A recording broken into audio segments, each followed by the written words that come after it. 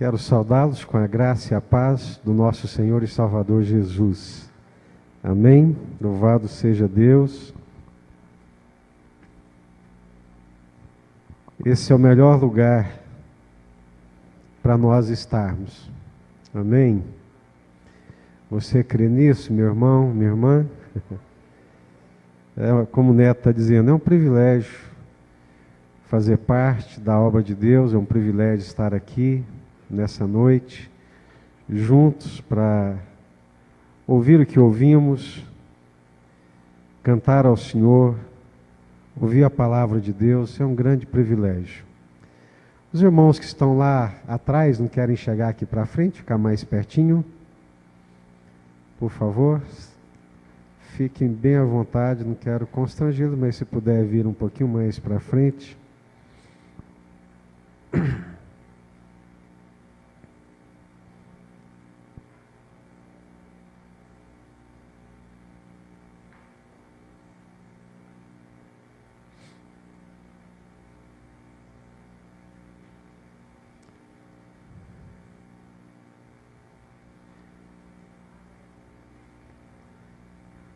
Louvado seja Deus.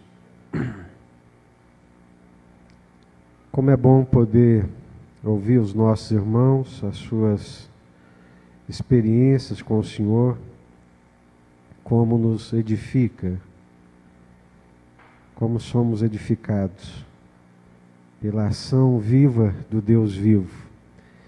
Vamos abrir as nossas Bíblias em 2 Coríntios, capítulo 4, e vamos ler a partir do versículo 7.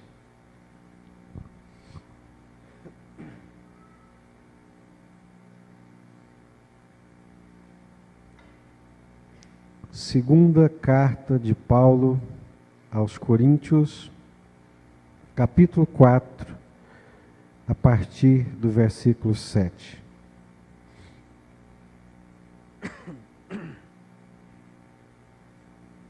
Encontraram?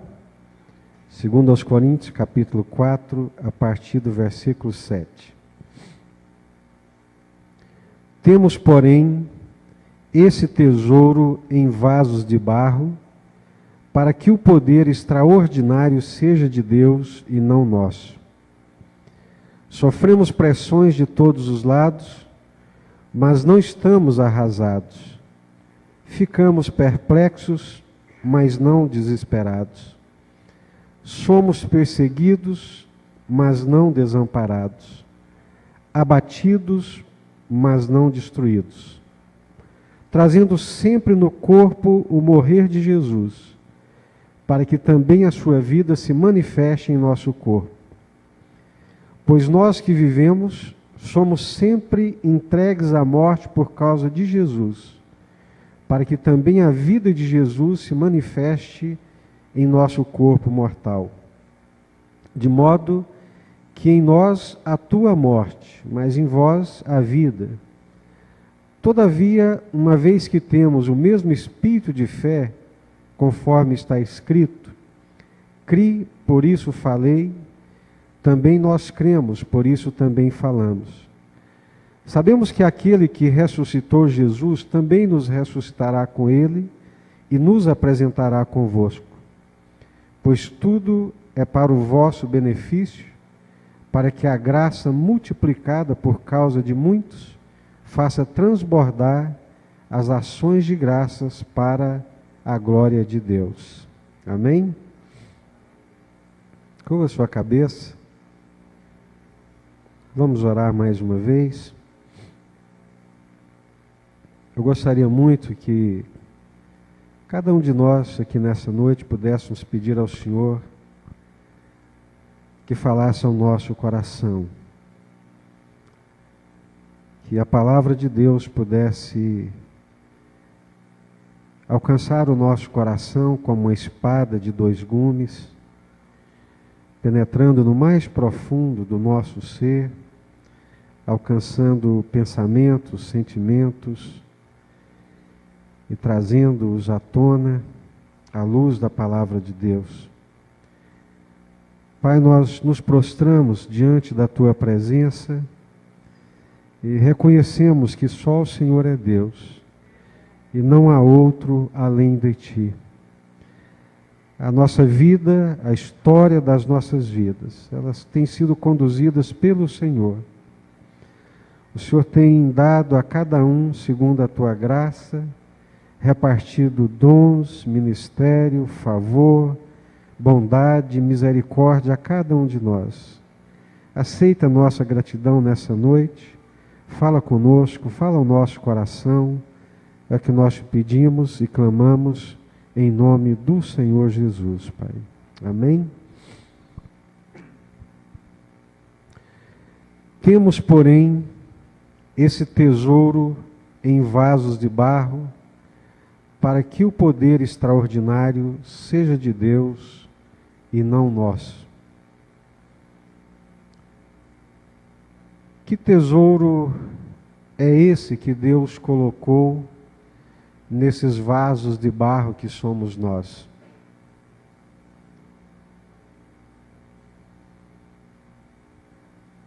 Ou ainda poderíamos perguntar como é que Deus teve a coragem de confiar ou de colocar algo tão precioso dentro de vasos tão frágeis como cada um de nós somos. E Deus escolhe fazer isso para que a glória seja dele. Como Paulo está dizendo, temos, porém, esse tesouro em vasos de barro, para que o poder extraordinário seja de Deus e não nosso. A fragilidade humana, a nossa fragilidade, ela é incompatível com a glória de Deus. Nós somos frágeis em todos os aspectos que nós pudermos imaginar. Não temos a força que gostaríamos de ter. Não conseguimos fazer as coisas que muitas vezes achamos que podíamos fazer. Temos até a capacidade de imaginar, de planejar, mas não está em nós o poder de levar a cabo, o poder de levar a cabo aquilo que nós imaginamos, aquilo que nós planejamos. O único que possui essa capacidade de cumprir todo o seu conselho é o Senhor, conforme diz Isaías 46:10. Eu sou o Senhor. Eu faço toda a minha vontade, eu cumpro todo o meu conselho. Mas nós não. Nós somos vasos de barro. O nosso próprio corpo revela as nossas fragilidades. Ouvimos aqui a irmã Maria Helena compartilhando que num determinado momento da vida dela ficou tetraplégica. Ouvimos aqui ela falando também sobre a enfermidade. Esses somos nós, vasos de barro, frágeis, limitados, mas que recebemos dentro de nós um tesouro inestimável, que é a graça de Deus, que é o poder de Deus, que é a presença de Deus, que é o Evangelho de Deus que nos foi confiado. Paulo, escrevendo a Timóteo, ele diz, olha, guarda o bom tesouro, guarda o bom depósito que recebestes. Ou seja, nós recebemos um tesouro, recebemos um bom depósito, que é guardado no nosso coração e que é conduzido por nós. Ou seja, a nossa fragilidade, ela só serve para mostrar a grandeza e a glória de Deus. Quanto mais frágeis somos, mais a glória de Deus se manifesta. Quanto mais a nossa fraqueza fica exposta, mais o poder de Deus se manifesta. Mais brilha a glória de Deus.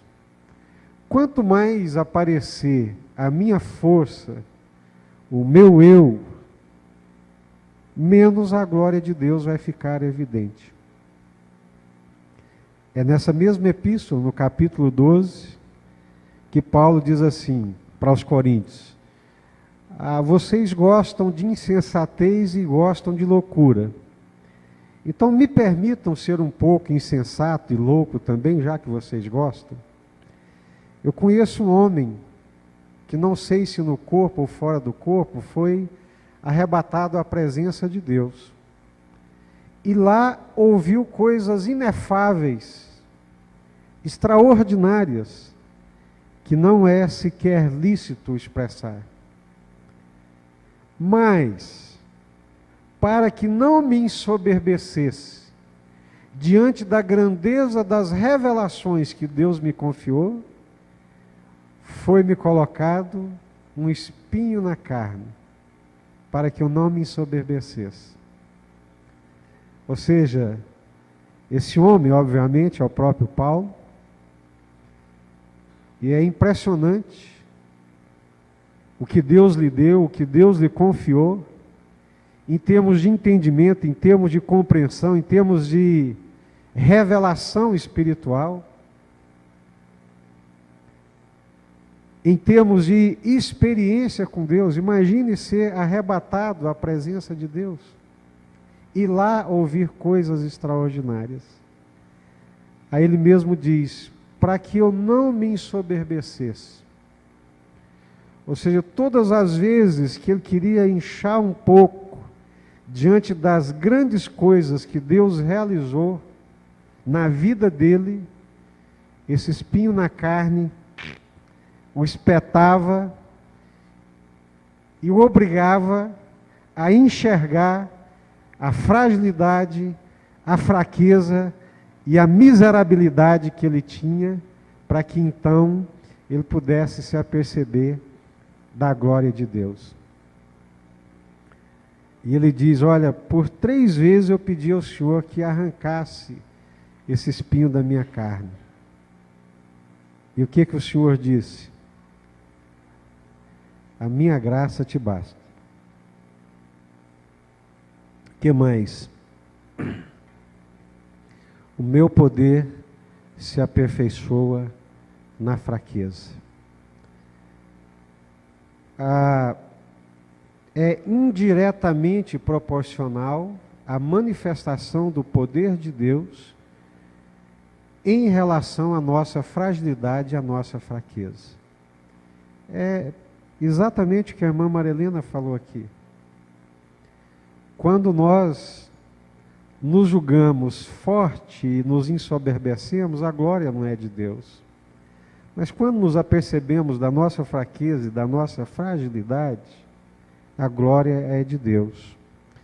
Então, Paulo está dizendo que tudo que nós temos, o que temos recebido do Senhor, e que é presente na nossa vida, que é um tesouro extraordinário, não é por causa da nossa força. Não foi uma conquista nossa. Muito pelo contrário. Porque nós somos frágeis e somos vasos de barro. Mas nessa fragilidade fica evidente a graça e a glória de Deus. Que tesouro é esse que Deus colocou dentro de nós?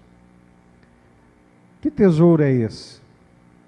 Que é tão extraordinário e que evidencia a nossa fragilidade. Ele é tão extraordinário, ele é tão grandioso, que a gente olha e fala: como é que Deus pôde colocar isso nos vasos tão frágeis, em vasos de barro? Por que Deus não colocou isso num cofre de aço? Por que Deus não colocou isso num pote feito de ouro, num vaso extraordinário que não se quebra, e foi colocar exatamente em vasos de barro? Que tesouro é esse? A vida do próprio Deus. O próprio Deus habita em nós. O Deus eterno, Criador dos céus e da terra, habita em nós. Somos, nesse vaso de barro, a habitação do Deus eterno. A vida de Deus habita em nós, nesses vasos de barro. É por isso que Paulo está dizendo, somos vasos de barro, somos frágeis, sofremos com as pressões, mas elas não nos arrasam. Ficamos perplexos, mas a perplexidade não consegue nos desesperar. Somos perseguidos, sofremos, gememos com a perseguição, mas nem por isso nos sentimos desamparados. Nos sentimos abatidos, somos frágeis, somos vasos de barro, mas o abatimento, por maior que seja, não consegue nos destruir. Por quê? Por que na pressão de todos os lados não somos arrasados? Por que a perplexidade não nos deixa desesperados? Por que a perseguição não nos faz sentir desamparados? Por que o abatimento não nos faz sentir destruído e não consegue nos destruir? Por causa dessa presença extraordinária que é a vida de Deus, que é o próprio Deus que habita em nós. O próprio Deus habita em nós, na pessoa do Espírito Santo. Somos a habitação de Deus. Por isso que Paulo está dizendo, não sei como é que Deus teve coragem de colocar o tesouro extraordinário e precioso da sua presença em vasos de barro tão frágeis como nós. Mas nessa ação, que evidencia a nossa fragilidade, evidencia também a glória de Deus, a graça de Deus. Por isso que, nas pressões de todos os lados, ele está dizendo, não somos arrasados.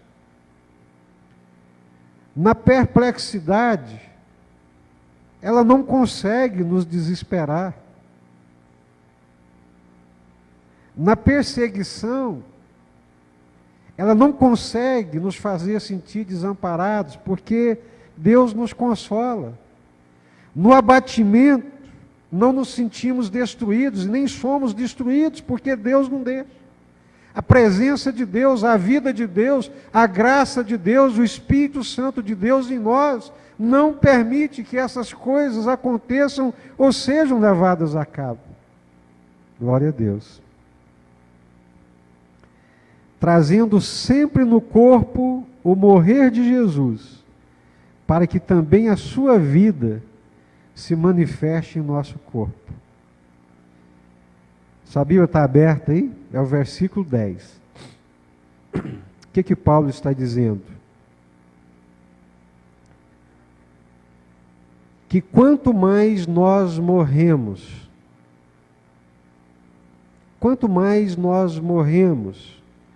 mais a vida de Jesus se manifesta em nós. Quanto mais nós vivemos, quanto mais somos senhores da situação, quanto mais assumimos o comando e o controle da nossa vida, agindo de acordo com a nossa vontade, de acordo com os nossos desejos, menos temos a vida de Jesus em nós. Mas quanto mais morremos, quanto mais rendemos, quanto mais nos entregamos, à medida que nos rendemos, à medida que nos entregamos, permitimos a vida de Deus, a vida de Jesus se manifestar através de nós. Poderia acontecer de alguém olhar para mim e não ver o Jesus aparecido, e ver Jesus o Cristo. Mas quando é que isso poderia acontecer? Quando o Jesus aparecido morrer de fato e de verdade, em vida, obviamente. Quando eu subi essa avenida Presidente Kennedy e as pessoas olhar e falar, Não é o Jesus aparecido que está indo ali, mas é Jesus o Cristo. É possível isso, irmãos? É possível. Trazendo sempre no corpo o morrer de Jesus. Qual foi o morrer de Jesus? Me ajudem. Está aqui na Bíblia. Trazendo sempre no corpo o morrer de Jesus. Qual foi o morrer de Jesus? O que levou Jesus à cruz? A vontade do Pai. Pai, passa de mim este cálice, contudo, não seja feita a minha, mas a tua vontade. Jesus chegou para Deus, o Pai, e disse: Pai, eu não quero morrer. Faz do outro jeito. Mas o Pai disse: eu quero que você morra. Então, se eu perguntar para Deus: Deus, o que o Senhor quer de mim? Deus vai me dizer: eu quero que você morra. Agora, se nem Jesus queria morrer, se nem Jesus queria ir para a cruz, imagina eu. Imagina eu se eu quero ir para a cruz. Mas quando eu vou para a cruz e crucifico a minha vontade, crucifico o meu querer, por causa da vontade de Deus, é o morrer de Jesus, aí a vida de Jesus vai se manifestar através de mim. Amém? Por que as pessoas não veem Jesus em nós? Porque nós não morremos, porque nós não nos rendemos, porque nós não nos entregamos, porque a vontade de Deus não é a nossa prioridade. Ah, mas Senhor, qual é a tua vontade? Ah, Senhor, quero saber a tua vontade. Quer mesmo? Quero, Senhor. Eu já falei aqui. Eu quero te matar. Duro, né? Mas é exatamente isso. Se eu morrer, a vida de Deus brota em mim.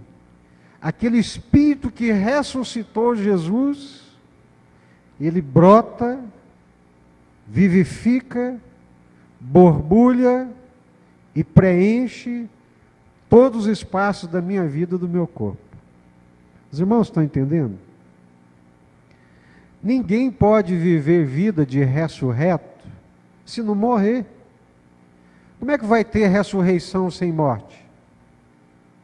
Não tem ressurreição sem morte.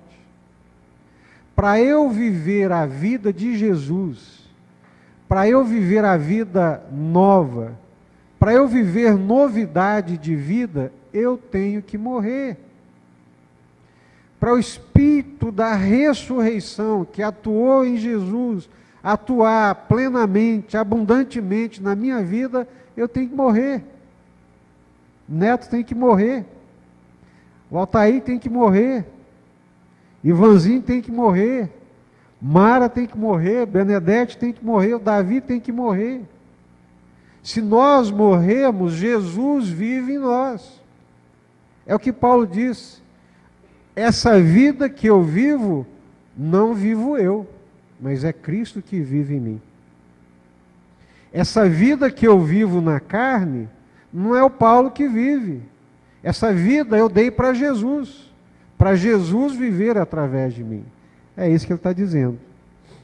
Trago, ou trazendo sempre no corpo, o morrer de Jesus. Ou seja, se eu morrer como Jesus morreu, por causa da vontade de Deus, para a vontade de Deus, também a sua vida vai se manifestar em nosso corpo. Houve muitas pessoas, isso não foi privilégio de grandes heróis, mas houve, e há muitas pessoas que a vida de Jesus se manifesta nelas e no corpo delas de uma forma abundante e extraordinária. ao ponto de você conversar com ela e não saber se você está conversando com ela realmente ou com o Senhor Jesus, porque a vida de Jesus é tão abundante na vida dela, né, que impressiona. Mas é o que Paulo está dizendo. Se trouxermos no corpo o morrer de Jesus, também a sua vida se manifestará em nosso corpo.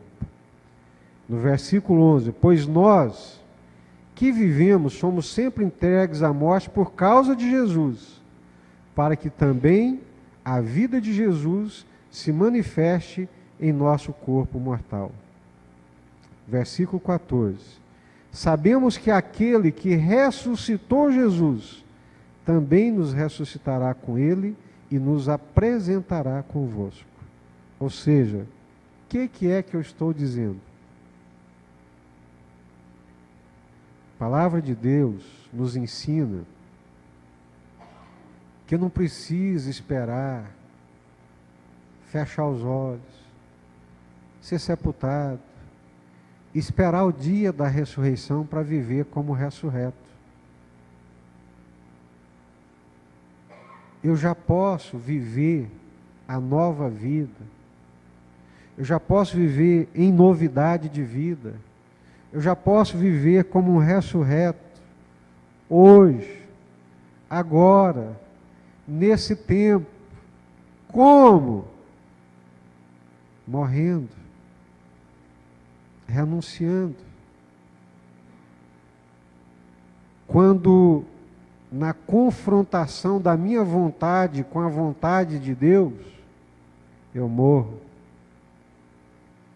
Diante da minha vontade e a vontade de Deus, vai prevalecer a vontade de Deus.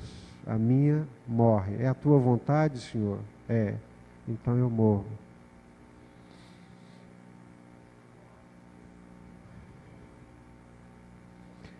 É impressionante, e não tem outra forma da morte se manifestar em nós, a não ser nos momentos da confrontação. Não tem outra forma, não tem outra maneira. É no momento da confrontação de duas vontades, da de Deus e a minha, que eu vou saber qual é que vai prevalecer. Aí eu vou saber se quem está vivo é o Jesus aparecido, ou se quem está vivo é Jesus o Cristo. A vontade que dominar e que for predominante, essa é a que está viva. Então, isso é que é impressionante.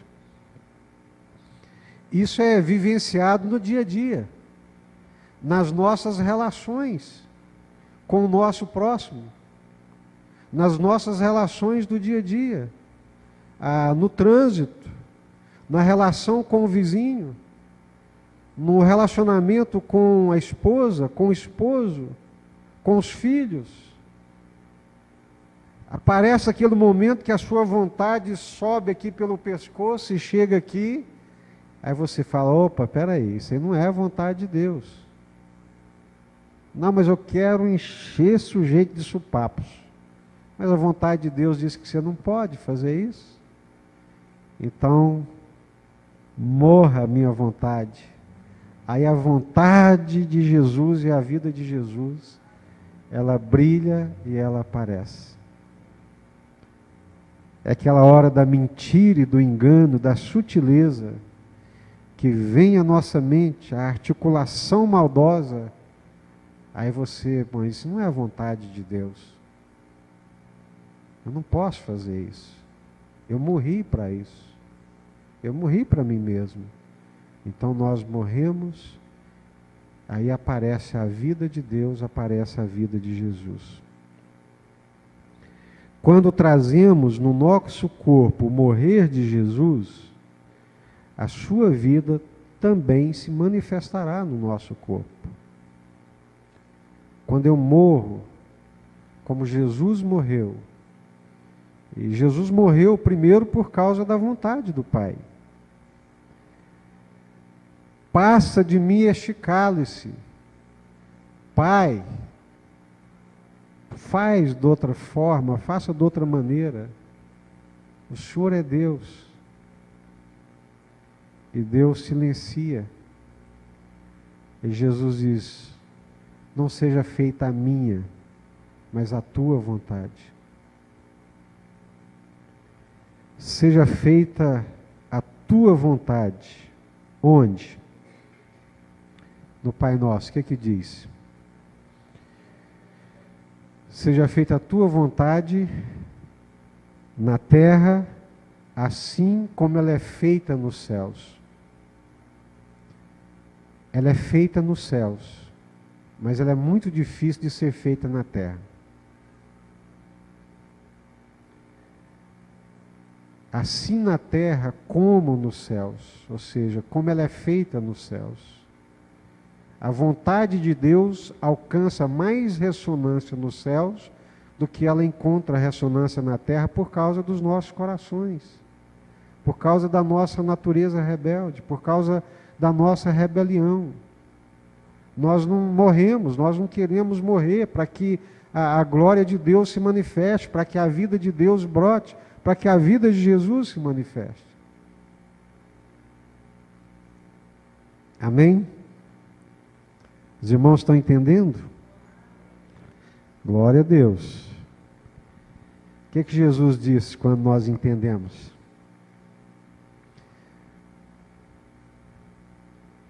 Quando nós entendemos, bem-aventurados sois se fizerdes o mesmo, se praticardes, não é? A bem-aventurança está na prática. Compreender é uma iluminação. Aleluia, glória a Deus. Mas a bem-aventurança está na prática.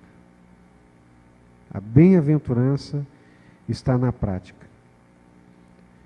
Versículo 13. Cri, por isso falei. Também nós cremos, por isso também falamos. Esse versículo me alimenta profundamente.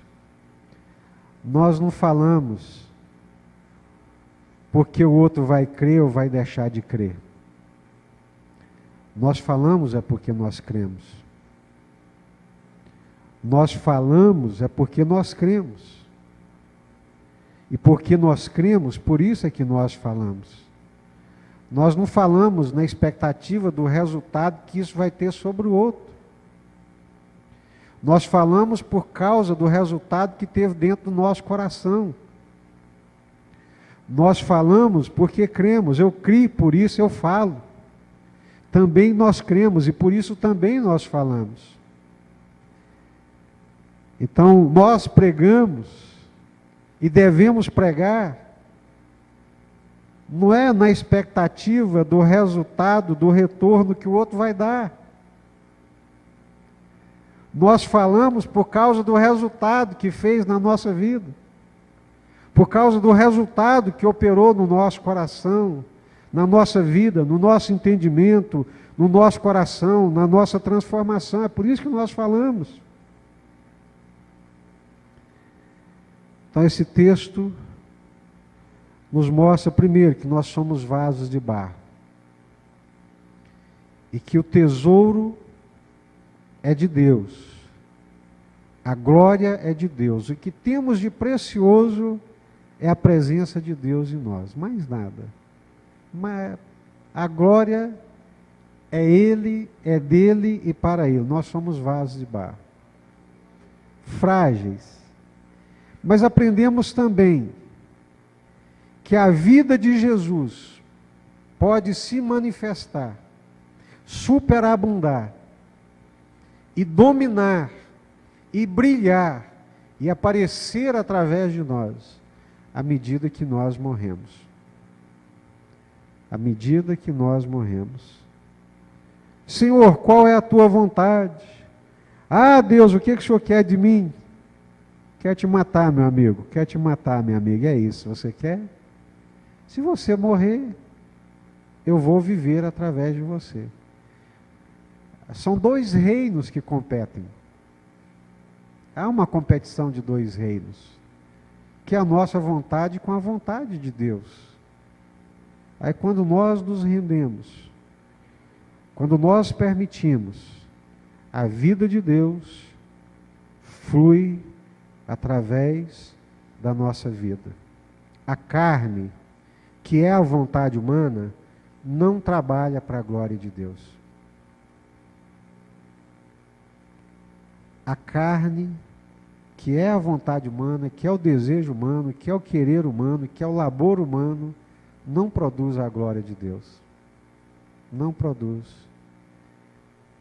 A carne, que é a vida humana, que é a vontade humana, que é o querer humano, ela é uma ofensa a Deus, porque não trabalha para a glória de Deus. Mas quando a carne morre, a vontade humana, a natureza humana, o querer humano, a renúncia, aí a vida de Jesus, a glória de Jesus, ela brilha e ela se manifesta. É isso que Paulo está dizendo.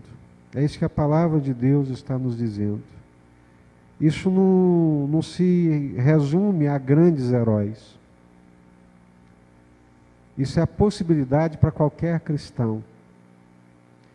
Essa vida de Deus, esse viver para a glória de Deus, ser esse canal da vida de Jesus, é possível para qualquer cristão, em qualquer tempo, desde que nós tragamos no nosso corpo o morrer de Jesus. Lá em Filipenses, Paulo vai repetir a mesma coisa. Quando nós morremos, o poder da ressurreição opera em nós. Para a vida de Jesus brilhar em mim, para que a glória de Deus se manifeste através da minha vida, eu tenho que morrer. Eu tenho que renunciar. Eu tenho que abrir mão da minha vontade, do meu querer, para que a vontade de Deus e o querer de Deus e a vida de Deus se manifeste. Amém? Olha, diante dessas possibilidades, eu fico extremamente animado.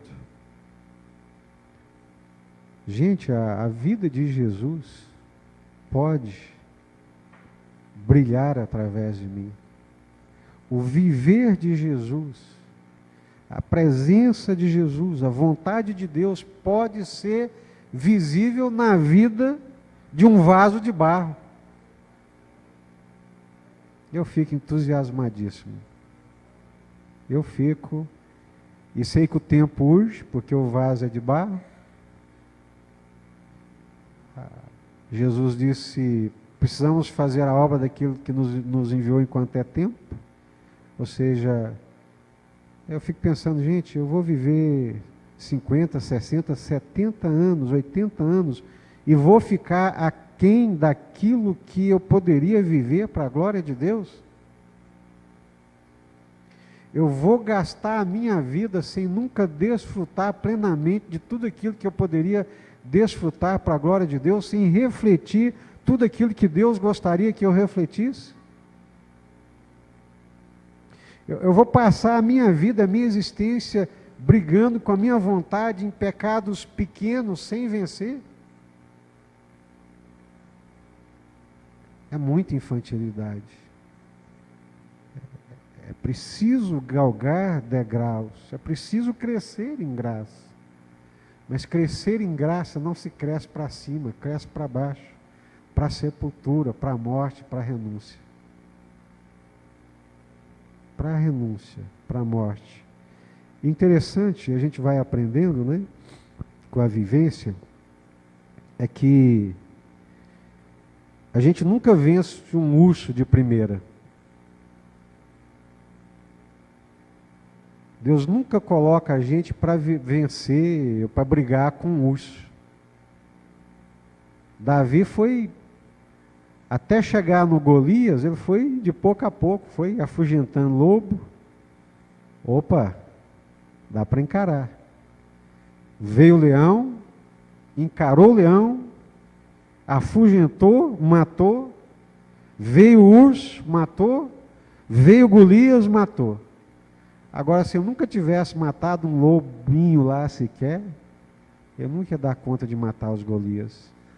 Aí o tempo vai passando, vai ficando velho, os maus hábitos vão tomando conta, vão enrijecendo, fica mais difícil de mudar, fica mais difícil de querer mudar, e aí passou o tempo, não cresceu espiritualmente, não alcançou, não cresceu na graça, não cresceu na glória de Deus, ficou aí a vida aí, ó, rodando em torno de si mesmo, da sua própria vontade, sem nunca crescer na graça de Deus. Não podemos ficar assim, não é verdade, irmãos? Vamos crescer na graça de Deus, vamos crescer para a glória de Deus, através da renúncia da nossa vontade, do nosso eu, do nosso querer, para que a glória de Deus seja cada vez mais manifesta nesse vaso de barro. Amém? Vocês ficam tão entusiasmados quanto eu? Então vamos ficar de pé e vamos orar.